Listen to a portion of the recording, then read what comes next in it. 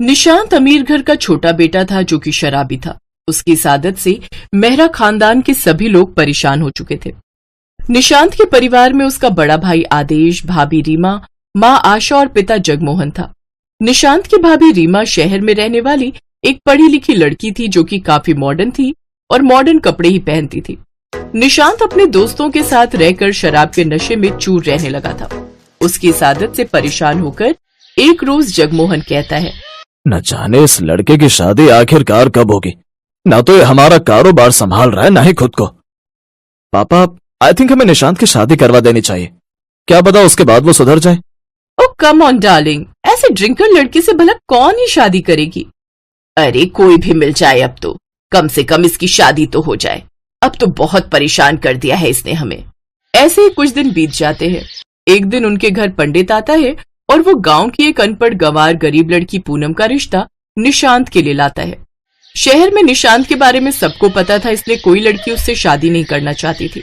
इसलिए पूनम के घर वाले उसे पसंद कर लेते हैं और ये रिश्ता पक्का कर देते हैं। फिर कुछ ही दिनों बाद उनकी शादी हो जाती है और गंवार पूनम अपने साथ लोहे का बक्सा सर पर उठाकर अपने शहरी ससुराल आ जाती है, जिसे देख उसकी मॉडर्न जेठानी उससे कहती है, ओह गॉड, ये इतना बड़ा टिन का डिब्बा क्या है पूनम? ई तो हमरे बाबा का बक्सा है। वो का है ना, नई अटैची खरीदने के लिए हमारे पास पैसे नहीं थे। इसमें हमारे कपड़े हैं। हमरे बापू गरीब है ना भौजाई जी, इसीलिए हम में ही कपड़े रखकर ले आए। बक्सा, ओह गॉड, और ये भौजाई क्या होता है? भाभी या जेठानी जी कहो हमें। नहीं नहीं नहीं, हमरे गांव में तो सब भौजाई ही कहते हैं। पूनम सीधा सीधा बात करो ना, ये कैसी भाषा बोल रही हो? हम तो ऐसे ही बोलत हैं, अब चाहे तो किसी को अच्छा लगत है या बुरा। उसकी गांव की बोली सुनकर सभी हैरान रह जाते हैं, क्योंकि उन्होंने तस्वीर देखकर ही लड़की पसंद कर ली थी। हाय, ये कैसी लड़की ब्याह कर ले आए। अब ये सोसाइटी में ऐसे मुंह खोलेगी तो सब हंसेंगे हम पर। उधर पूनम की नजर अपनी जेठानी के जीन्स टॉप पर जाती है तो वो बोलती है, हाय दैया भौजाई जी, ये आपने भाई साहब के कपड़े काहे पहन लिए? ऊपर से जीन्स भी फटी हुई है और ये ऊपर वाला कमीज तो देखो कितना छोटा है। किन्हीं छोटे बच्चे की पहन लिए का? हाउ डेयर यू गवार, तुम्हारी हिम्मत कैसी हुई मेरे कपड़ों के बारे में ऐसे कमेंट पास करने की? ये शहरी फैशन है गवार, इसे क्रॉप टॉप कहते हैं, और ये फैशनेबल जीन्स। अरे काहे का फैशन भौजाई, ये तो जीन्स का उन्होंने चूहा कुतर दिया है ऐसा लागत है। आपको पता है, हमरे भाई की जीन्स कभी खूंटे से नीचे गिर जाती है ना तो चूहा बिल्कुल ऐसे ही काट देते हैं। Okay, shut up you idiot. फिर गुस्से में रीमा वहां से चली जाती है। अरे बाप रे, ये लाल मिर्च तो कितना तीखी है। हमरे खेत में उगाई धनों की टटनी, मतलब गोबर में भी ऐसा तीखी मिर्च नहीं उगती। और गुस्सा तो जैसे एक ही नाक पर बैठा हुआ है। हे भगवान, ये लड़की तो सच में हमारी नाक कटवाएगी। निशांत, तू जल्दी से इसे अपने कमरे में ले जा। ये यहाँ बड़बड़ाती रही ना तो मेरा बीपी ना बढ़ जाए। निशांत उसे अपने कमरे में ले जाता है। अगली सुबह पूनम ने उठते ही घर का सारा काम कर लिया तो वही मॉडर्न बहू अभी तक आराम से अपने कमरे में सो रही थी। फिर पूनम नहाकर घाघरा चोली पहनती है और पूजा पाठ करने लगती है। ये देख आशा कहती है, चलो कम से कम इतने संस्कार तो हैं इस गवार में। अच्छा बहू, चल आज तेरी पहली रसोई है, जल्दी से कुछ अच्छा सा बना दे। फिक्र ना करी सासू माई, हम फटिक से कुछ बनाकर लावत है। उधर रीमा अभी भी आराम से अपने कमरे में सो रही होती है। पूनम मॉड्यूलर किचन में जाती है, लेकिन वहां रखा गैस चूल्हा और इंडक्शन चूल्हा देखकर वो समझ ही नहीं पाती कि वो क्या है। अरे बाप रे, इतना बड़ी रसोई और रसोई में एक चूल्हा तक नहीं है। का झोल है, ऊपर से ना जाने कैसी कैसी मशीन रखत हुए। हमका तो लागत है हम रसोई में ना ही बल्कि कोनो फैक्ट्री में आ गए हैं। तभी निशांत वहां आ जाता है तो पूनम उससे चूल्हे के बारे में पूछती है। अरे ये तो रहा चूल्हा, मेरा मतलब है गैस, ये बिजली वाली और ये सिलेंडर वाली। एक काम करो, तुम इस इंडक्शन वाले चूल्हे पर खाना बनाओ, मैं इसे ऑन कर देता हूँ। चलो अब जल्दी से कुछ बढ़िया सा बना कर ले आओ, ठीक है? निशांत वहां से चला जाता है। पूनम वहीं खड़े खड़े उसमें से आग निकलने का इंतजार करती है, लेकिन काफी देर तक भी जब उसमें से आग नहीं जलती तो अभी का मुसीबत है, ए में से तो आगे ना ही निकल रही, लगता है अंडो खराब हुई गवा, अभी देखती हूँ। पूनम उस इंडक्शन चूल्हे को उठाकर देखती है, फिर वो मेन वायर के अंदर उंगली डाल देती है, जिससे उसे जोर का करंट लगता है। उसकी आवाज सुनकर सभी रसोई में आते हैं तो देखते हैं कि पूनम इंडक्शन से चिपकी हुई थी। तभी जगमोहन अपनी लाठी से जोर से इंडक्शन को मारता है और पूनम के हाथ से छुड़वाता है। हाय दैया, का है ही भला, इसे तो हमरा पूरा भेजा ही ला गई। ओया।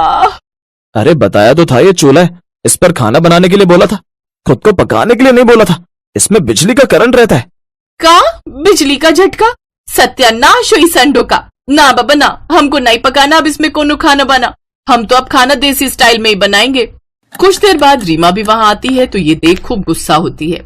उफ, जब इस गवार को ये चलाना नहीं आता तो उस गवार को इसमें बनाने को क्यों कहा? सारे इंडक्शन चूल्हे का सत्यानाश कर दिया। उधर पूनम आंगन में जाकर चूल्हा बनाकर तैयार करती है और उसमें सबके लिए खाना बनाने लगती है।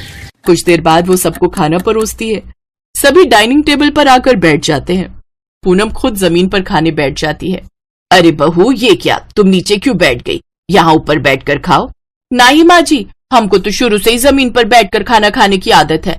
वो का है ना, हम गरीब परिवार से हैं और हमरे माँ बापू गांव में जमीन पर बैठकर खाना खा रहे होंगे तो फिर हम टेबल पर बैठकर कैसे खा सकत है? और जमीन पर बैठकर खाए का मजा ही अलग है।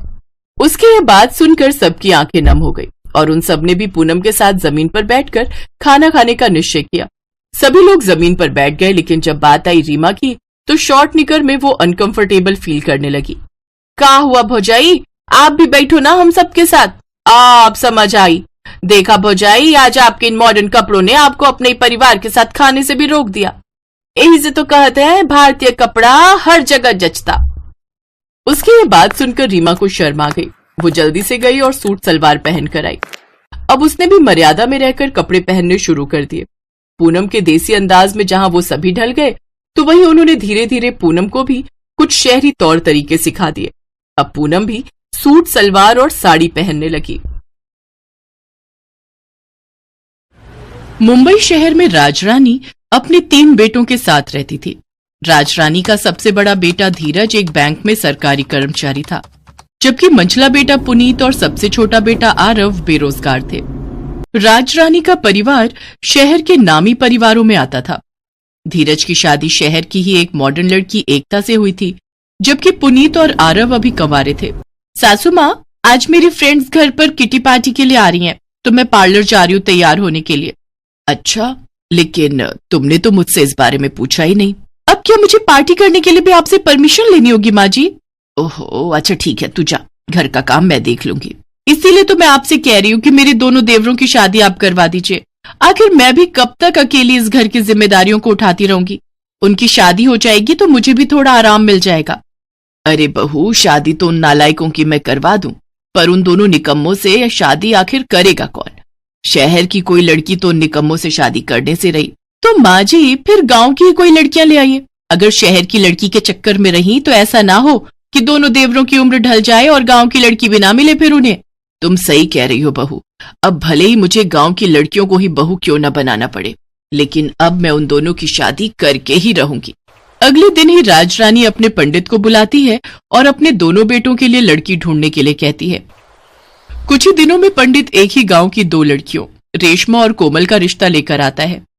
दोनों ही लड़कियां दिखने में खूबसूरत थी, इसलिए उनकी फोटो देखकर राजरानी झट से शादी के लिए हाँ कर देती है और फिर 2 महीने के अंदर ही उन दोनों को अपनी बहू बनाकर घर ले आती है। राजरानी उनकी आरती उतारते हुए कहती है, हमारे घर में दोनों नई बहुओं का स्वागत है। अब अपने पैर से कलश गिराकर गृह प्रवेश करो बहू रानी। आज से ये घर हमारे साथ साथ तुम्हारा भी है। अरे मोरी मैया, ये तो कितना बड़ा घर है। इतना बड़ा तो अपने गांव का पंचायत घर भी नहीं है। क्यों री कोमल, सही कहा ना हमने? 100% सच कहा दीदी। हमको तो ऐसा लागत है जैसे मैं खुली आंखों से कौनो सपना देख रही हूँ। उन दोनों को इतना खुश देखकर एकता और राजरानी खुश हो जाती हैं, लेकिन उन्हें क्या पता था कि उनके घर आई ये गांव की बहुएं आगे क्या क्या कारनामे दिखाएंगी। अरे मोरी मैया, ये अलमारी यहाँ रखी हुई है। हम तो सारे घर में इसे ढूंढ रहे थे, पर पता नहीं ये जेठानी जी ने इसमें इतनी सारी सब्जियां और फल काहे रखे हैं। रेशमा जल्दी से उसमें से सारा सामान निकालती है और अपने सारे कपड़े उसमें रख देती है। अरे बहू, ये तुम क्या कर रही हो? माँ जी, हम अपने कपड़े अलमारी में लगा रहे हैं। लेकिन मंझली बहू, ये अलमारी नहीं फ्रिज है। फ्रिज वो का बीमारी है। बहू, इसमें कपड़े नहीं बल्कि फल, सब्जियां, दूध और पीने का ठंडा पानी रखा जाता है। अरे मोरी मैया, तभी ने तो हम कहे कि ये ठंडी और लाइट वाली अलमारी तो हम पहली बार देखे हैं। उधर कोमल अपने हाथ में फूलों की माला लेकर इंग्लिश टॉयलेट पर चढ़ाते हुए उसके आगे हाथ जोड़कर खड़ी हो जाती है। तभी एकता उसके पास आती है और कहती है, अरे कोमल, ये तुम क्या कर रही हो? तुमको दिखता ना है का जेठानी जी, हम इसको प्रणाम कर रहे हैं। तुम पागल हो गई हो क्या? भला टॉयलेट को कोई हार पहनाकर उसको प्रणाम करता है क्या? आप नहीं जानती जेठानी जी, हमरे पूरे गांव में टॉयलेट नहीं है।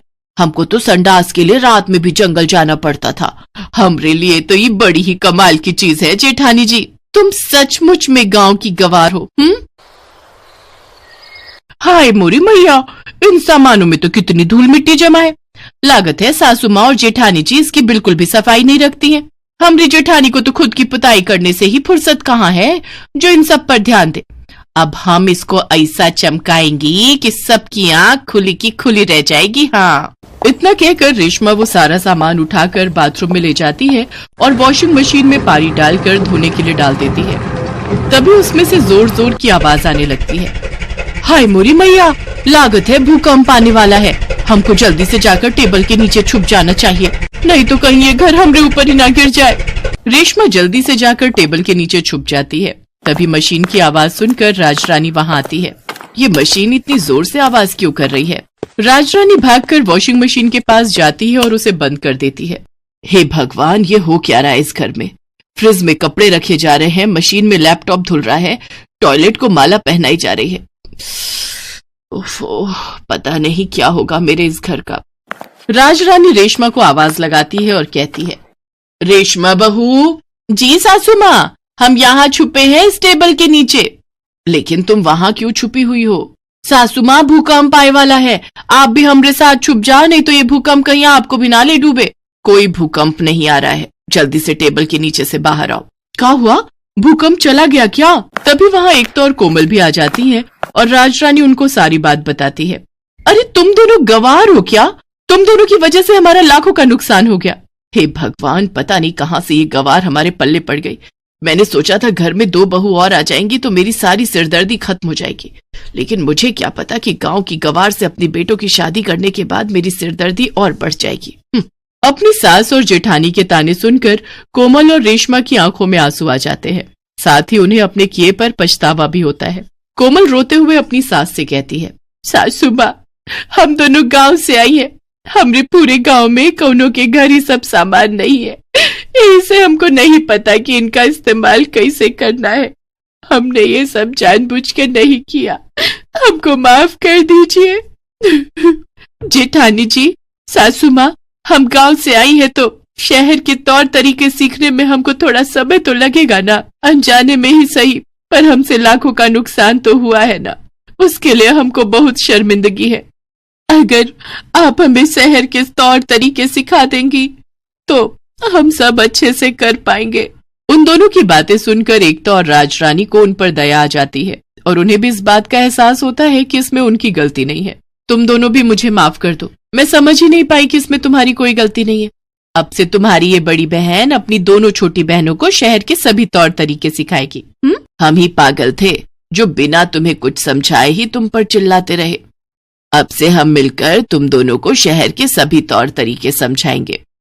कुछ ही दिनों में उन दोनों के पहनावे से लेकर उनकी बोली तक और काम में काफी बदलाव आ जाता है और वो दोनों जल्द ही सही सलीके से काम करना सीख जाती हैं।